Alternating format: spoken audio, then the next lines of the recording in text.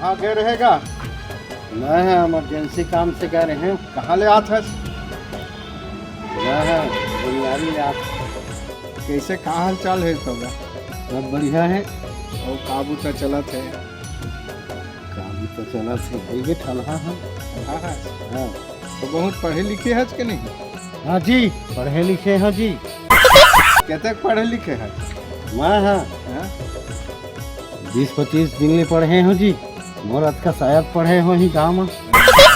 एक तो सवाल पूछा था, महात्मा गांधी ला कौन मारे रही?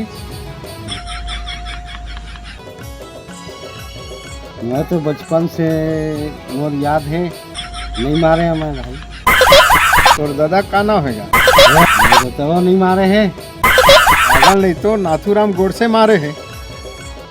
हम जानत रहे ना हमारे दादा पुरखा नहीं मारे, चाँटी ले तो बोला कैसे मारही। तो पढ़ाई लिखाई का मोर पता चल गए भाई, तो बहुत पढ़े लिखे है क्या है ना? पढ़े लिखे है कि तबे जानकारी होतेगा। कहा जी पढ़े लिखे हैं मतलब जी।